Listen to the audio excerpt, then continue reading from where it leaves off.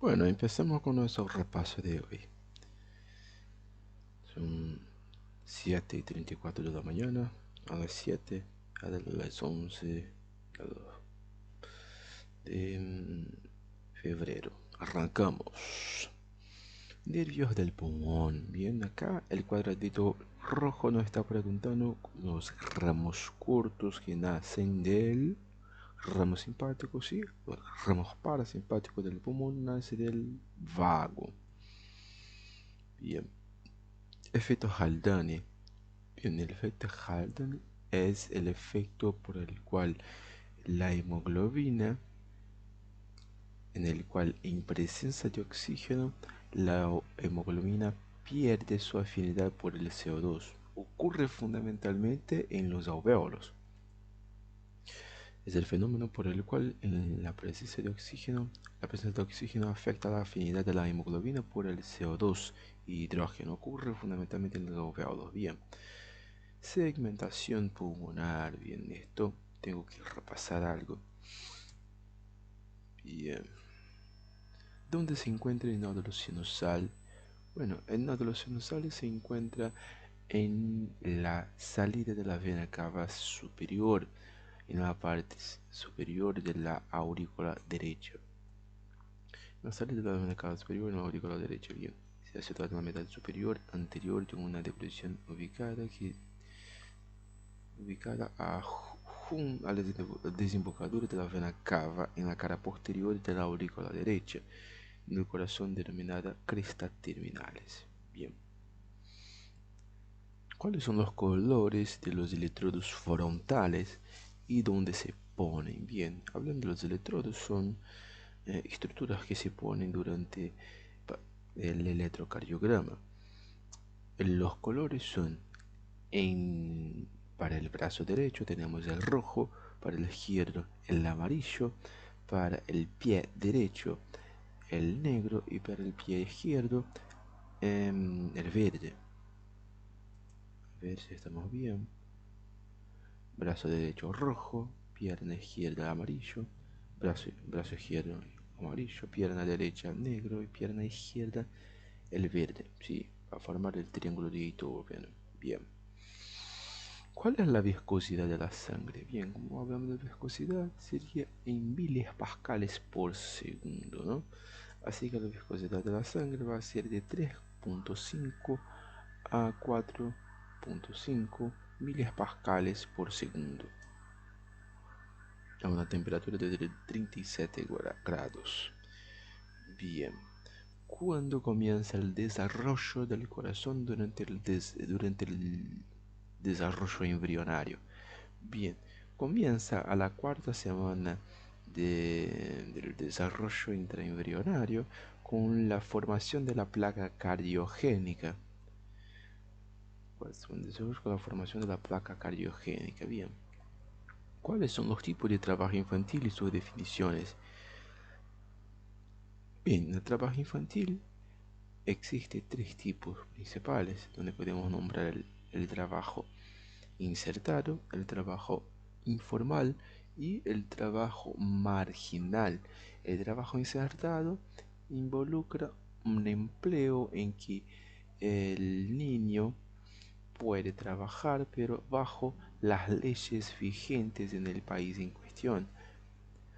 Cuando hablamos del tipo de trabajo infantil informal, está relacionado con el contapropismo, es decir, trabajo de ventas ambulantes, trabajo de limpieza de algo, un servicio informal. No tiene ninguno de los derechos que tiene un trabajador en relación de dependencia. Bien. Luego tenemos el trabajo marginal. Este es un tipo de trabajo infantil muy riesgoso para el niño, visto que está cerca de la mendicidad, donde, a diferencia del trabajo informal, el niño no tiene un valor fijado en su producto, en su servicio, sino que toma limosnas de los, las personas que pasan y sienten ganas de brindarle algún tipo de dinero, ¿sabes? Pero no hay un valor preestablecido por su trabajo, ¿sí? Y ofrece muchos riesgos, como por ejemplo la migración a la ilegalidad. Trabajo infantil insertado implica realizar actividades reguladas a un oficio o empleo. Refiere, bien, estamos bien. Esto sería derivaciones del plano horizontal. El B5, el B5 va a ser em, una derivación que se ubica en el quinto espacio intercostal izquierdo a la altura de la línea medio, a la altura de la línea axilar anterior. El quinto espacio intercostal en la línea axilar anterior izquierda, bien. Hablando de las arterias que irrigan el corazón, hablamos de la coronaria izquierda, ¿sí? Y de las principales, que ahí tenemos la arteria interventricular anterior y también la arteria circunfleja. Esta arteria circunfleja es una arteria que es rama terminal de la coronaria izquierda, que recurre al surco coronario por el lado izquierdo, ¿sí? Y tiene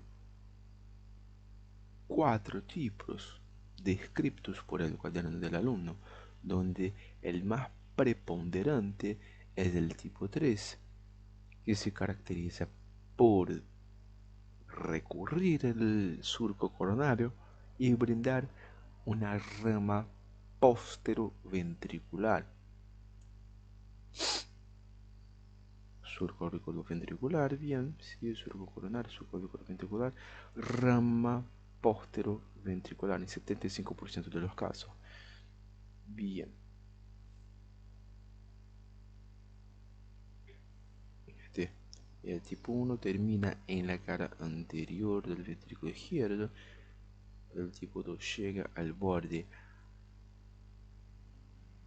El tipo 2 llega al borde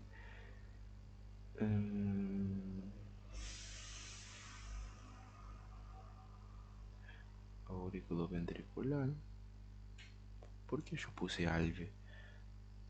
Sería V, borde auriculoventricular, tipo 2. Y tipo 4 llega a la cruz de Haas. Esto llegando en la cara inferior en 10% de los casos. Bien. Segmentación pulmonar de nuevo. De nuevo, segmentación pulmonar, de nuevo. Histológicamente, ¿cómo es la estructura de los bronquíolos? Bueno, los bronquíolos van a ser estructuras tubulares que perdieron su cartílago en su constitución y fueron reemplazados por músculo liso para permitir el cambio de radio mediante las necesidades del organismo. Es una estructura delgada que ya no tiene cartílago en su constitución. Se caracteriza por un aumento del músculo liso, presencia de células de clara y transición del epitelio pseudocilíndrico estratificado ciliado a epitelio cilíndrico simple ciliado. Epitelio respiratorio a epitelio ciliado. Bien, esto yo tengo que acordar después. ¿Cómo es la disposición del mediastino según Martinez? Según Martinez, el mediastino va a estar dispuesto a través de dos líneas verticales y dos líneas horizontales, dividiendo el mediastino en una región previsceral, una región que es previsceral, que es más anterior, visceral, que es la media, y retrovisceral, que es la posterior, ¿sí? Y a su vez, cada cuadrante establecido desde anterior, medio y posterior se va a dividir en superior, medio e inferior.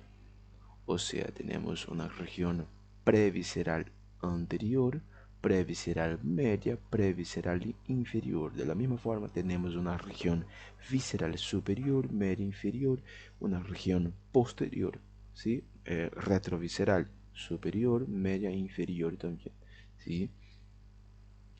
Acá lo tenemos dividido por estas regiones. Estas líneas, las horizontales, van a pasar la superior por encima del callado aórtico y la inferior corta el corazón al medio, ¿sí? Va a pasar por debajo, por el borde inferior de la vena pulmonar, por el borde inferior de la vena pulmonar. Bien, ya las verticales, ¿sí?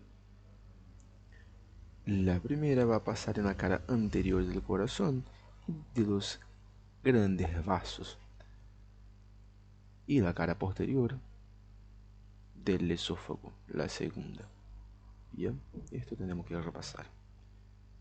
¿Cuáles son los huesos presentes en la cavidad nasal? Bueno, de anterior a posterior tenemos el hueso nasal, el cartílago nasal, que se articula posteriormente con la lámina perpendicular del hueso etmoides, que a su vez se articula con la cresta esfenoidal posteriormente. Inferior a esta estructura, inferior a la lámina perpendicular del etmoides y también articulándose con la cresta esfenoidal, posteriormente tenemos el vómer, ¿sí? Que se articula inferiormente con la parte superior del maxilar superior y más posteriormente con la porción nasal del hueso palatino.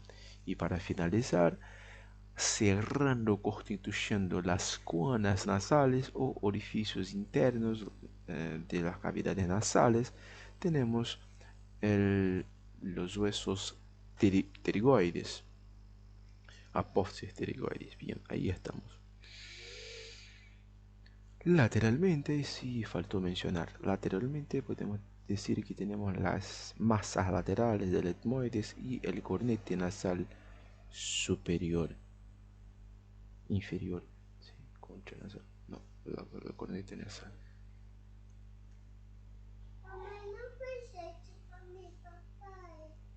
Sua mãe tá tomando banho ainda, filha. Depois ela vem.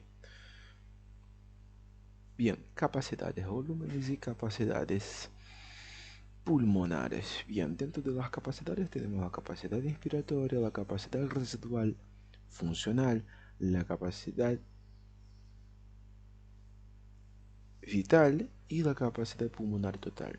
Cuando hablamos de la capacidad vital, hablamos de la combinación de la suma del volumen de reserva inspiratorio, del volumen corriente y del volumen de reserva expiratorio. Es decir, tiene como definición la cantidad máxima que se puede exhalar o inspirar en una respiración forzada. ¿Sí? Capacidad vital, ¿sí? La capacidad máxima que se puede expulsar. Bien, ahí estamos. ¿Qué es el trabajo? Bueno, el trabajo es un proceso propio del hombre por el cual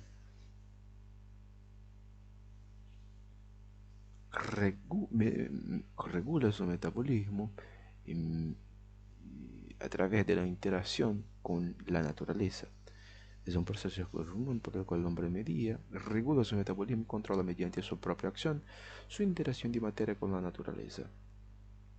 ¿Cuál sería el volumen minuto cardíaco máximo? Sería 220 menos la edad. Ay, no, volumen cardíaco, no frecuencia. Volumen cardíaco sería 5,5 en un paro en reposo, durante el ejercicio 23 y en entrenado 30. Yo tengo que atentarme a eso. ¿Cómo es la vía del sistema reverberante largo? Bueno, la vía del sistema reverberante largo es una vía extrapiramidal de la parte facilitadora que nace de áreas no motoras, va hasta los núcleos lenticulares y luego va a hacer sinapsis en el palio cerebelo o neocerebelo.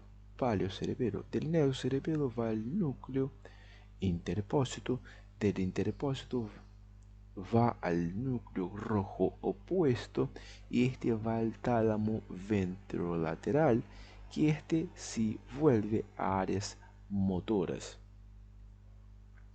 Constituye el sistema extrapiramidal involucrado con la facilitación del movimiento, nace de áreas no motoras.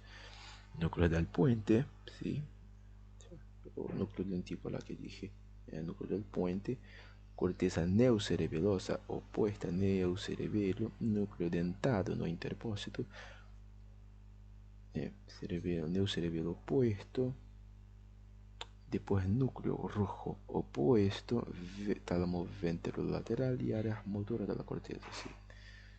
Estaba mal la respuesta. ¿Qué es la ergonomía?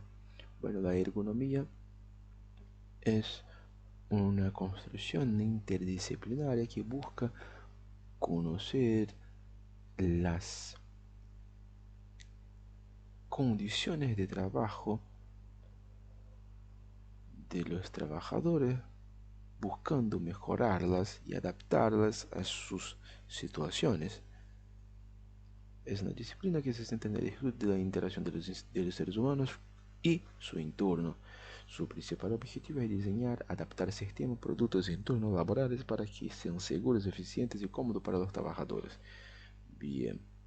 Nervios del pulmón. Directos e indirectos. Bien, los directos del simpático nacen de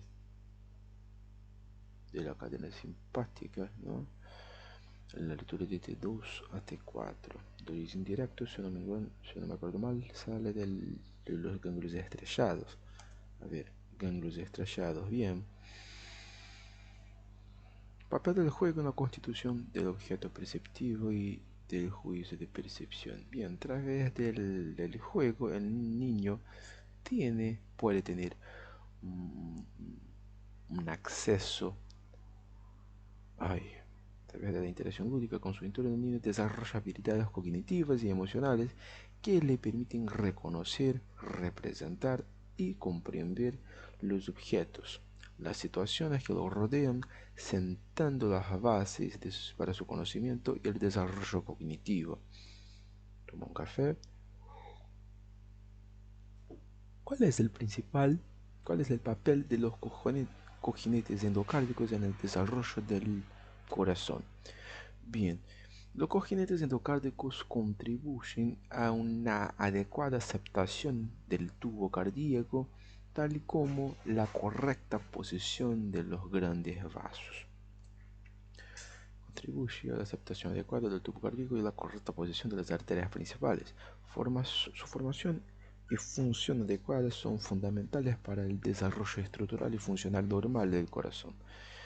Bien, Laplace. Bien, la ley de Laplace es una ley, una proposición que involucra la presión transmural, la tensión ejercida por la pared, ¿sí?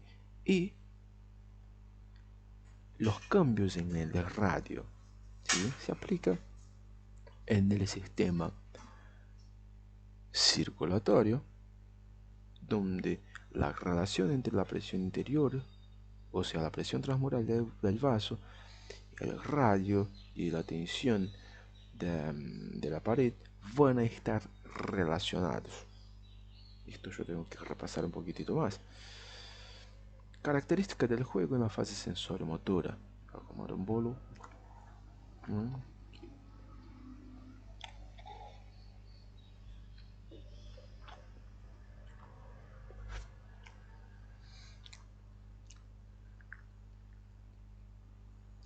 Características del juego en la fase sensorio-motora. Bueno, en esta fase, que se extiende desde de 0 a 2 años, según Piaget, tenemos como característica principal el juego imitativo, el juego solitario, exploratorio, ¿sí? El niño busca placer, busca jugar para generar placer para sí mismo. El juego por placer, un juego solitario, exploratorio, imitativo, funcional, repetitivo y sensorial. Bien, ¿qué es el péptido natriurético atrial? Factor natriurético atrial del músculo cardíaco. Es un péptido secretado por las células auriculares que tienen la capacidad de actuar en la estimulación de la diuresis, ¿sí? Esta sustancia va a actuar a nivel del túbulo contorneado distal y túbulo colector para exponer canales de aquaporina para favorecer la diuresis, es decir, en su sistema opuesto al sistema renina-angiotensina-aldosterona.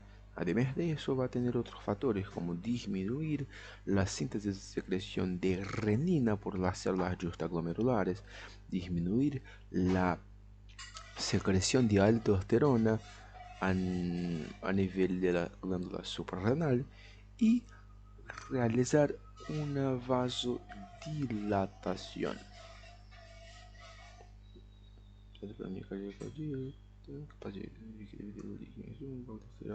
Bien, bien, bien, bien, bien. Y esto está la fisiología. Bien. ¿Cómo es la disposición del mediastino segundo Martinez? Bien, esta pregunta que contestamos recién. Se dispone a través de dos líneas imaginarias en la región central del tórax, dos líneas verticales y dos líneas horizontales.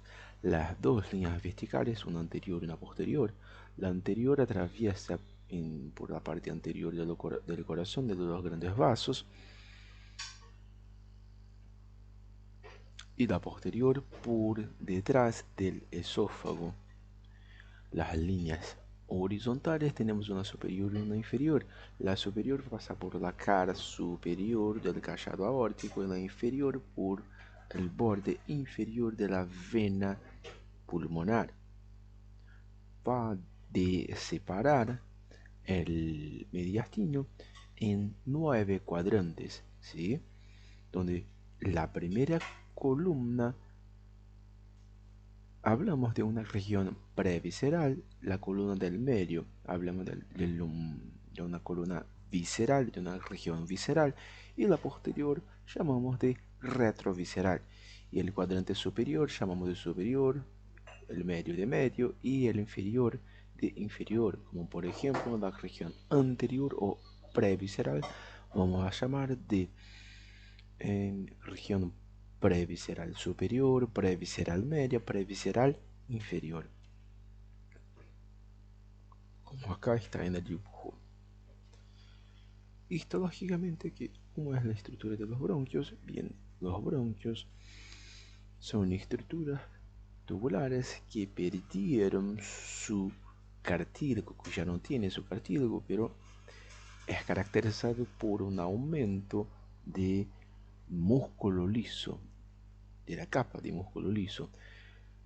Se caracteriza también por la presencia de las células de Clara, que van a secretar una sustancia tensioactiva, ¿sí? Y una conversión del epitelio, una transición del epitelio cilíndrico estratificado, pseudocilíndrico estratificado ciliado, a epitelio cilíndrico estratificado simple. A ver, es una estructura mediocal que ya no tiene su constitución, se caracteriza por el aumento del músculo liso, células de Clara, transición del epitelio pseudocilíndrico estratificado ciliado a epitelio cilíndrico simple ciliado.